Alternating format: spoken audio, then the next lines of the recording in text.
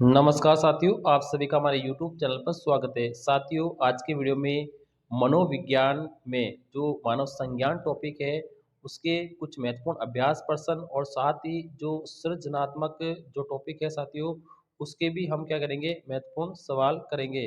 तो आप वीडियो में अंत तक बने रहिए साथियों। यहाँ पर ये सारे प्रश्न है साथियों, रीड की दृष्टि से अति महत्वपूर्ण रहेंगे। वीडियो में आप अंत तक जरूर बने रहिए। हम दोनों टॉपिक के सवालों को इस वीडियो में कवर करने वाले हैं साथियों। आप अंत तक जरूर इस वीडियो को देखिए और यहाँ पर आपको एक से एक महत्वपूर्ण प्रश्न देखने को मिलेंगे। शुरुआत करते हैं हमारे पहले प्रश्न से। पियाजे के अनुसार मानसिक संरचना की व्यवहारगत समांतर प्रतिक्रिया जीव विज्ञान में क्या कहलाती है?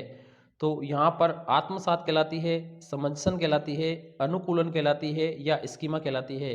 कह रहा साथियों कि पियाजे के अनुसार मानसिक संरचना की व्यवहारगत समांतर प्रक्रिया को जीव विज्ञान में हम स्कीमा के नाम से जानते हैं। तो इसका दे ऑप्शन है बिल्कुल सही रहेगा। पियाजे के अनुसार मानव विकास की प्रथम अवस्था कौन सी है?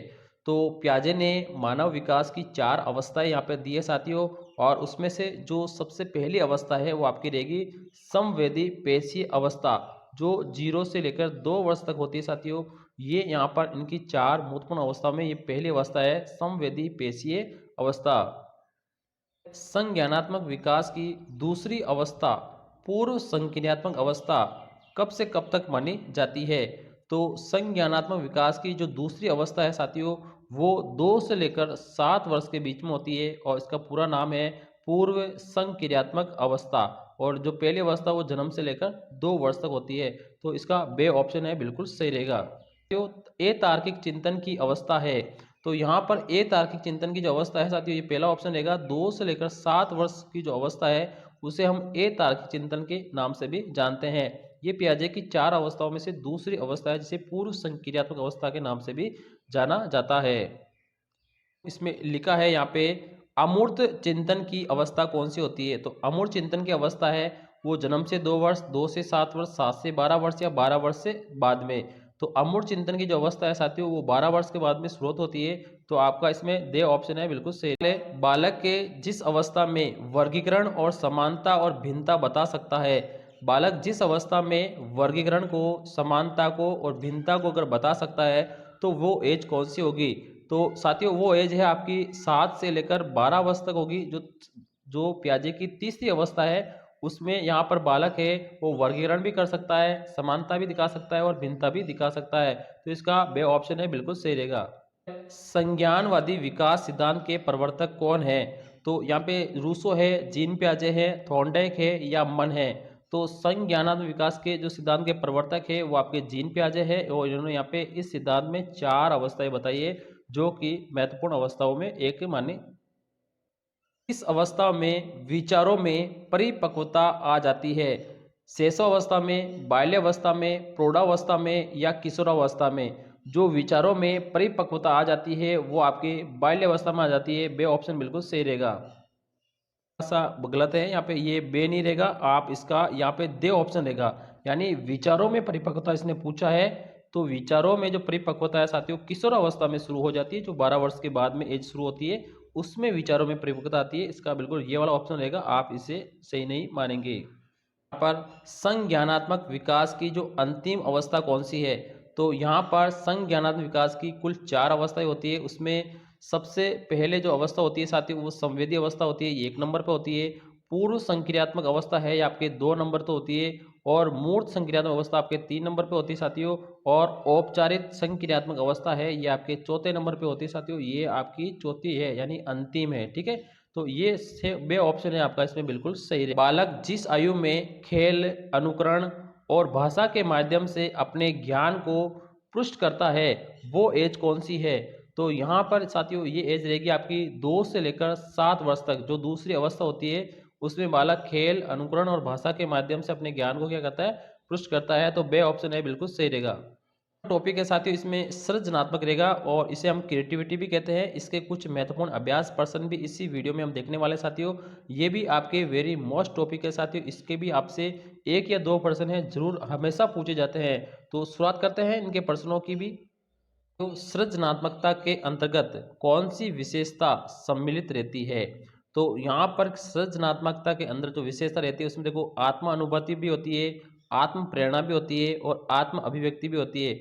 उपरोक्त सभी यहाँ पे ये तीनों ही चीज़ें साथियों सृजनात्मकता के अंतर्गत होती है और ये तीनों ही महत्वपूर्ण अवस्थाएं सृजनात्मकता की होती है। सृजनात्मकता किसी नवीन वस्तु का निर्माण और प्रणयन करने की सामर्थ्य अथवा क्षमता है। ये कथन किसका है? तो यहाँ पर साथियों ये जो कथन होगा आपका, इसका बिल्कुल सही जवाब रहेगा इसे रेली एन। ये से ऑप्शन है, बिल्कुल सही रहेगा। इन्होंने ही यहाँ पे सृजनात्मकता की ये परिभाषा यहाँ पर दी है, बिल्कुल राइट आंसर। गिलफोर्ड के अनुसार सृजनात्मकता के अंतर्गत कितने मानसिक तत्व होते हैं?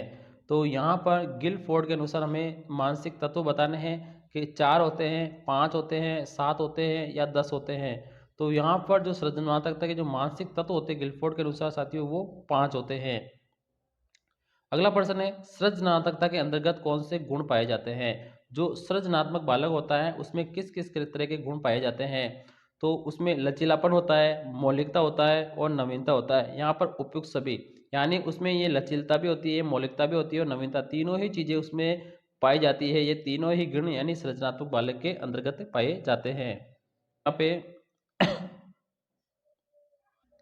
इसमें सृजनात्मकता चिंतन के मापन की दिशा में जिन्होंने कार्य किया है, थ्रस्टन ने, टॉरेंस ने या गिलफोर्ड ने या उपरोक्त सभी, तो इन तीनों ही ने यहाँ पे सृजनात्मकता चिंतन के मापन में काम किया साथियों।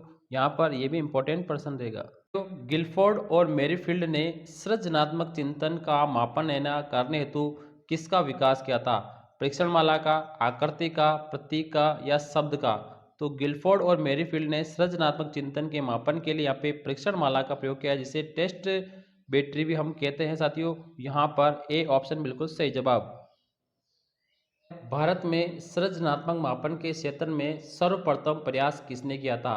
तो यहाँ पर एम के रैना ने, एम और रॉय ने, चौधरी ने, उषा खीरे ने या एम वी कुंडले ने? तो यहाँ पर सृजनात्मक मापन के क्षेत्र में जो सबसे पहले काम किया साथियों वो आपके एम रॉय चौधरी ने किया है। बे ऑप्शन है बिल्कुल सही रहेगा। यहाँ पर लिखा है इसमें सृजनात्मक चिंतन का, सृजनात्मकता का प्रारंभ है वो कौन सी अवस्था में ही शुरू हो जाता है? शैशवावस्था में, बाल्यावस्था में, किशोरावस्था में या प्रौढ़ावस्था में? तो सृजनात्मकता का जो अवस्था है जिसमें शुरुआत हो जाती है वो आपकी साथियों रहेगी बाल्यावस्था। इसी में क्या होता है सृजनात्मकता का विकास शुरू हो जाता है। सृजनात्मकता का विकास है वो किस अवस्था तक अपनी चरम सीमा तक पहुंच जाता है? तो यहाँ पर 20 वर्ष तक, 25 वर्ष तक, 30 वर्ष तक या 40 वर्ष तक? इसका सही जवाब रहेगा तो 30 वर्ष तक यहाँ पर अपनी चरम सीमा तक पहुँच जाता है। तो इसमें से ऑप्शन है बिल्कुल सही रहेगा। सवाल है सृजनात्मकता में धीरे धीरे लोप होने लगता है। यहाँ पर सृजनात्मकता में धीरे धीरे किसका लोप होता है? अधिक नियंत्रण अनुशासन में रखने हेतु, इच्छा अनुसार स्वतंत्र पूर्वक कार्य करने में, जिज्ञासा को संतुष्ट करने में या उपरोक्त में से कोई नहीं? तो सृजनात्मकता में धीरे धीरे जिस चीज़ का लोप होता है साथियों वो रहता है आपका अधिक नियंत्रण और अनुशासन में रखने पर क्या होता है धीरे धीरे इसका धीरे धीरे लोप होता। चिंतन मानसिक क्रिया का ज्ञानात्मक पहलू है, मन की बातों से संबंधित मानसिक क्रिया है, ये कथन किसने कहा है? तो यहाँ पे स्किनर ने कहा है, रोस ने कहा है, वॉटसन ने कहा है, या वुडवर्थ ने कहा है? तो यहाँ पे जो ये कथन है साथियों ये आपके रोस ने कहा है। इन्होंने कहा है कि चिंतन मानसिक क्रिया का ज्ञानात्मक पहलू है और मन की बातों से संबंधित मानसिक क्रिया है। ये कथन रोस का है। तो इम्पोर्टेंट सवाल। वुडवर्थ ने चिंतन के कितने तत्व यहाँ पर बताए हैं? तो वुडवर्थ ने जो चिंतन के तत्व बताए हैं 4, 5, 7 और 10। तो वुडवर्थ ने जो चिंतन के तत्व बताए साथियों वो आपके बताए 5। ये इंपॉर्टेंट सवाल है। प्रत्येक वस्तु की समानताओं या रूपों को एक अर्थ प्रदान करता है, ये कथन किसका है? तो यहाँ पर ये सृजनात्मकता में जो परिभाषा है प्रत्येक वस्तु की समानताओं या रूपों को एक अर्थ प्रदान करता है, ये कथन किसका है? तो ये कथन है साथियों यहाँ पर स्किनर का है। स्किनर ने ही यहाँ पर कहा है कि प्रत्येक वस्तु की समानताओं या रूपों को एक अर्थ प्रदान करता है। यहाँ पर कि प्रत्येक किसके परिणाम होते हैं? प्रत्येक किसके परिणाम होते हैं? चिंतन के, समस्या समाधान के, तर्क के या तार्किक चिंतन के? तो प्रत्येक जिसके परिणाम होते हैं वो आपको तर्क के होते हैं साथियों। तर्क के जो परिणाम है वो आपके क्या होते हैं, प्रत्यय होते हैं। तो इसमें से ऑप्शन बिल्कुल सही रहेगा। प्रत्यय वे विचार है जो वस्तुओं, घटनाओं, गुणों आदि का उल्लेख करते हैं। ये कथन किसका है? तो यहाँ पर ये बर्नार्ड का है, एलन मन का है, स्किनर का है या वुडवर्थ का है? तो ये साथियों ये कथन है, ये वुडवर्थ ने कहा है। उन्होंने कहा है कि प्रत्यय वे विचार है जो वस्तुओं, घटनाओं, गुणों आदि का उल्लेख करते हैं। यहाँ पर इसका दे ऑप्शन बिल्कुल सही जवाब। तर्क मुख्यतः कितने प्रकार के होते हैं? यहाँ पर जो तर्क होते हैं वो कितने प्रकार के होते हैं? आगमन तर्क, निगमन तर्क, आगमन तर्क और निगमन तर्क दोनों, या इनमें से कोई नहीं? तो तर्क मुख्य रूप से साथियों दो ही प्रकार के होते हैं, यहाँ पे आगमन और निगमन। तो इसमें से ऑप्शन बिल्कुल सही रहेगा, आगमन तर्क और निगमन तर्क। समस्या समाधान में निहित होता है, यानी समस्या के समाधान में क्या निहित होता है? तर्क होता है, स्मृति होती है, संप्रत्यय होता है या तार्किक चिंतन होता है? तो समस्या समाधान में जो निहित होता है साथियों वो आपका तार्किक चिंतन रहता है। तो इसका दे ऑप्शन बिल्कुल सही रहेगा। चिंतन के साधनों में एक है, यानी चिंतन के साधनों में से एक है संकेत, रटना, गुणों का विश्लेषण या सामान्यीकरण। तो चिंतन के साधनों में से जो एक रहेगा साथियों वो रहेगा आपका सामान्यीकरण। दे ऑप्शन है बिल्कुल सही जवाब। डीवी के अनुसार तर्क के कितने सोपान होते हैं? तो डीवी के अनुसार तर्क के दो, दूसरा है तीन, चार या पाँच। तो डीवी के अनुसार तर्क के जो सोपान होते हैं वो आपके पाँच होते हैं। तो इसमें दे ऑप्शन है बिल्कुल सही जवाब। समप्रत्यय निर्माण की प्रक्रिया में एक पद है। तो यहाँ पर सोचना, समस्या उत्पन्न करना या समस्या का समाधान करना या प्रत्यक्षीकरण। तो समप्रत्यय निर्माण की प्रक्रिया में से जो एक पद होगा वो आपका रहेगा, दे ऑप्शन है प्रत्यक्षीकरण। ये समप्रत्यय निर्माण की प्रक्रिया का एक महत्वपूर्ण पद रहेगा। तो दे ऑप्शन बिल्कुल सही रहेगा। तर्क के मुख्यतः कितने प्रकार होते हैं? दो प्रकार होते हैं, तीन प्रकार होते हैं, चार प्रकार होते हैं या पांच प्रकार होते हैं? तो तर्क के मुख्य रूप से साथियों दो प्रकार होते हैं, आगमन और निगमन तर्क। स्पष्ट चिंतन की क्षमता सफल जीवन के लिए आवश्यक है। ये कथन किसका है? वुडवर्थ का है, क्रोएन क्रो का है, स्किनर का है या रोस का है? तो स्पष्ट चिंतन की क्षमता सफल जीवन के लिए आवश्यक है, ये कथन क्रो एंड क्रो ने यहाँ पर कहा है। तो इसका बे ऑप्शन है बिल्कुल सही रहेगा। चिंतन के कितने प्रकार है? तो चिंतन के प्रकार प्रत्यक्षात्मक चिंतन, कल्पनात्मक चिंतन, तार्किक चिंतन या उपरोक्त सभी। तो चिंतन के जो प्रकार होते हैं साथियों ये तीनों ही रहते हैं। यहाँ पे प्रत्यक्षात्मक भी होता है, कल्पनात्मक भी होता है और तार्किक चिंतन होता है। तो इसमें उपरोक्त सभी, दे ऑप्शन बिल्कुल सही रहेगा। किसी समस्या के समाधान के लिए विचारात्मक प्रक्रिया को क्या कहा जाता है? संप्रत्यय कहा जाता है, चिंतन कहा जाता है, तर्क कहा जाता है या सोच कहा जाता है? तो किसी समस्या के समाधान के लिए जो विचारात्मक प्रक्रिया है उसको हम क्या कहते हैं साथियों? तर्क कहते हैं। तो इसमें से ऑप्शन बिल्कुल सही रहेगा। बुद्धि और सृजनात्मकता में कैसा संबंध पाया गया है? तो बुद्धि और सृजनात्मकता में जो संबंध पाया जाता है वो सकारात्मक, नकारात्मक, विभेदात्मक या वैध। तो बुद्धि और सृजनात्मक में संबंध पाया जाता है वो आपका सकारात्मक पाया जाता है साथियों। ए ऑप्शन बिल्कुल सही। सृजनात्मक चिंतन का शाब्दिक परीक्षण है ना वो किसके द्वारा विकसित किया गया है? तो यहाँ पर गिलफोर्ड के द्वारा, पासी के द्वारा, बाकर मेहंदी के द्वारा या एस के मजूमदार के द्वारा?